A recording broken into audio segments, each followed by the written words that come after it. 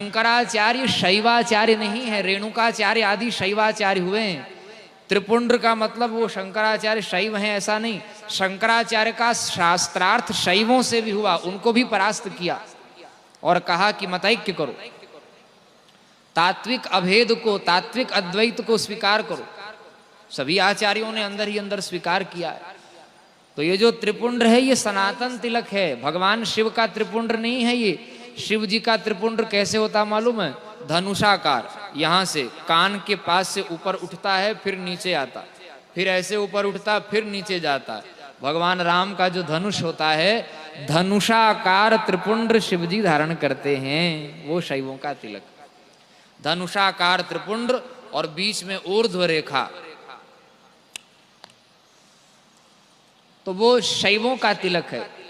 त्रिपुंड्र सनातन, त्रिभिः पुंड्रे ही धार्यते इति त्रिपुंड्र, त्रिपुंड्र सनातन तिलक हैं।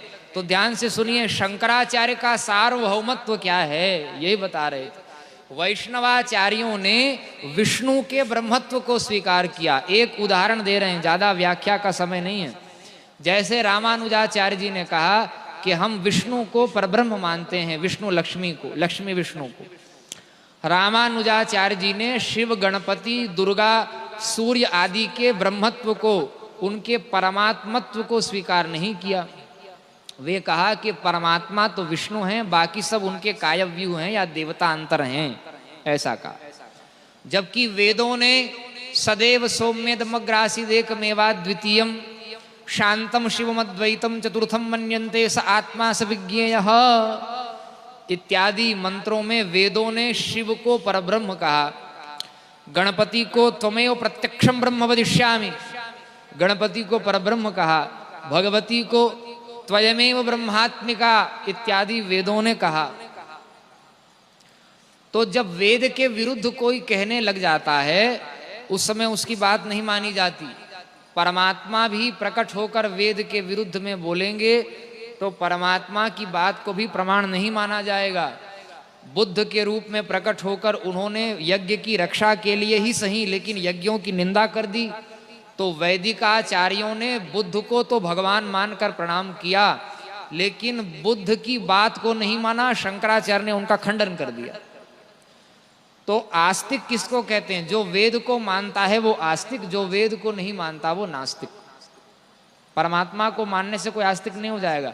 मुसलमान, क्रिश्चियन सब ईश्वर को मानते हैं, लेकिन वेद को नहीं मानते, इसलिए उनको आस्तिक नहीं कहा गया हमारे यहाँ। वेद को मानने वाला आस्तिक।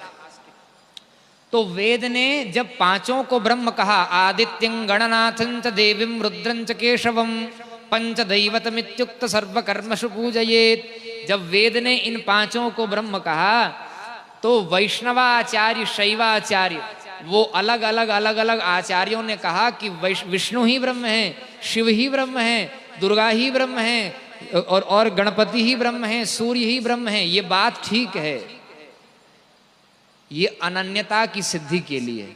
बहुत सूक्ष्म बात बता रहे हैं, ध्यान से सुनिए। टांगे में जो घोड़ा लगा होता है ना, घोड़ा टांगे की गाड़ी होती है, उसमें ऐसे पट्टा लगा देते हैं दोनों तरफ आंख के। क्यों लगा देते हैं? ताकि वो घोड़ा जो है वो सामने देखे, इधर उधर नहीं तो बार बार घोड़ा इधर मुड़ेगा, बार बार लगाम लगाना पड़ेगा, कसना पड़ेगा उसको, फिर मार्ग में लाना पड़ेगा, फिर मार्ग में लाना पड़ेगा। बारंबार दिग्भ्रम उत्पन्न न हो, विभ्रम उत्पन्न न हो, इसीलिए एक मार्ग दिखा दिया गया और कहा कि भाई इस मार्ग में आप चलिए।